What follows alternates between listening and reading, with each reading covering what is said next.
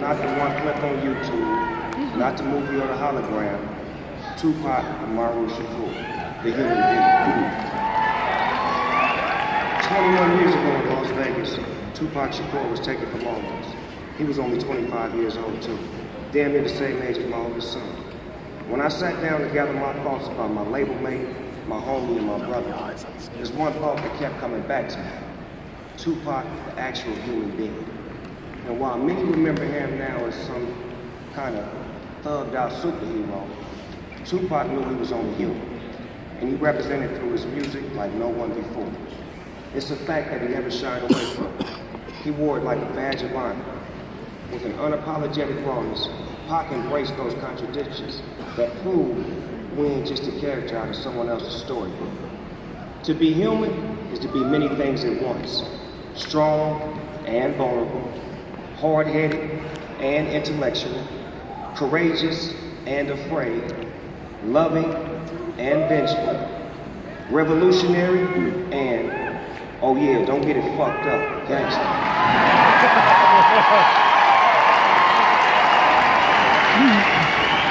So, while we may be here today to celebrate one of music's most prolific and outspoken artists, as he's rightfully enshrined amongst the greatest musicians to ever do it, I'm here to make sure that Pac is remembered the way he would have wanted to be.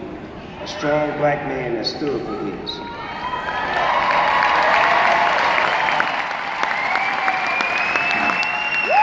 Not simply an actor or a rapper, but as a human.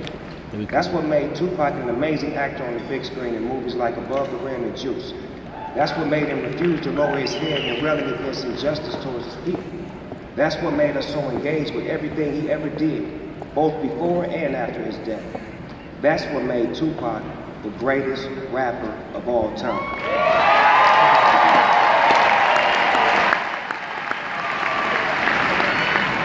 But to me, Tupac was first and foremost the homeboy.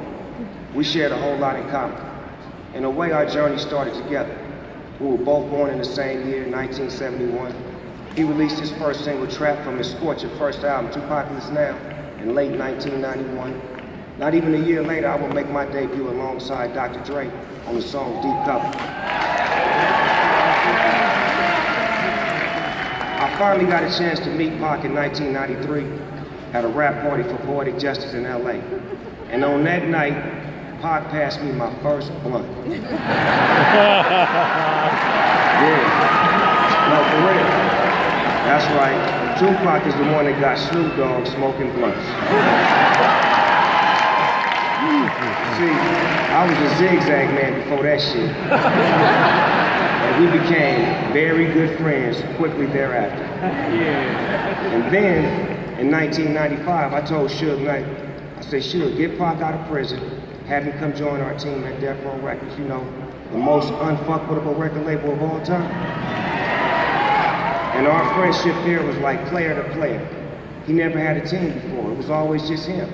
Now with us, it was like he joined the Showtime Lakers. Dre was the coach, Suge was the owner, and me and Pac, we were the stars on the court making history with every new song.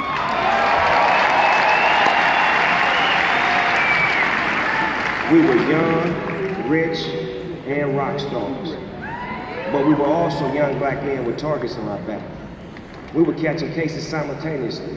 That's why when we got together, we really were two of America's most wanted. He had just gotten out of jail. I had just beat my case. I get a white Rolls Royce with that creamy peanut butter interior. And Pac, he'd go out and buy a black one with the same thing. He'd have his tailor come over and lace us up with them Hugo Boss suits, you know, mafia style.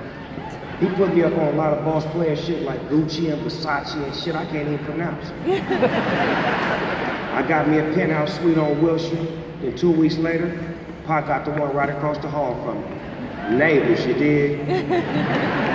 We had no peers beside one another, just two black boys struggling to become men. I never shared this story before, but it really speaks to our journey. I had just beaten my case, and Suge had taken us to South America to get away from all of the drama. And me and Pac was parasailing. You heard right. Snoop Dogg and Tupac parasailing together with Suge Knight driving the boat.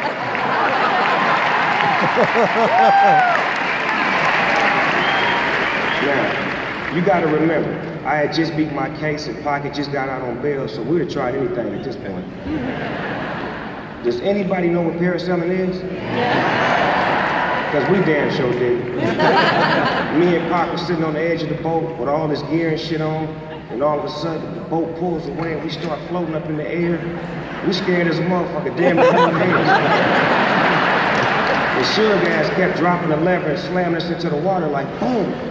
I don't know what was in there. It could have been sharks, octopuses, or whatever. And I'm like, man, quit playing. It was crazy because not only did we think we were on top of the world at that time, we actually were on top of the world. Floating around in the sky. Then all of a sudden, Pac would start telling me about some movie idea he had, about me being the main star. He was saying some shit I wasn't paying attention because I was like, we're too high in the sky, we can get out. I mean, the shit he was saying to me in that moment was different though. He seen me as an actor. He saw more potential in me than I saw in myself. And it's funny because after he passed away, I started getting a lot of movie roles. And I always felt that Pac was looking out for his nigga, even after he was gone.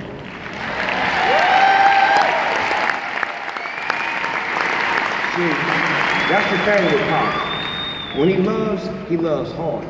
Whether that was him loving black people, him loving his homies, him loving his record label, and of course, him loving his beautiful and incredibly strong mother, the late Afeni Shakur.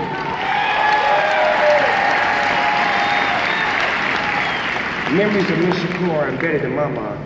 Right after I heard Tupac got shot, I immediately flew to Vegas, and I walked in the room and I seen him laid out on the bed with all kind of tools and shit in him, and I was so weak, I damn near fell over. And his mom came over to me and she grabbed me, she held me up and she said, baby, you got to be strong. And I went and sat next to him and I was whispering to him, telling him I loved him and to hold on and he was gonna be okay.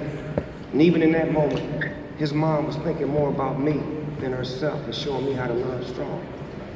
I mean, it was amazing that his mama was so strong and loved so hard.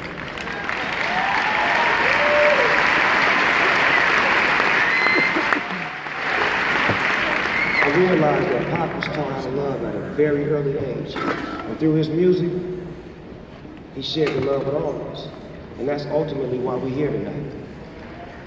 Pac's a part of history for a reason. Because he made history. He's hip-hop history. He's American history. And just like in school, the more research that you do on history, the more information that you have. So do your research and see the movie All Eyes on Me. And understand all the Pac sides. He was much more than you probably think. I'm not talking about Pac the rapper. I'm not talking about Tupac the actor. I'm talking about Tupac the human being. So with that said, we'd all like to officially welcome Tupac Shakur to the Rock and Roll Hall of Fame.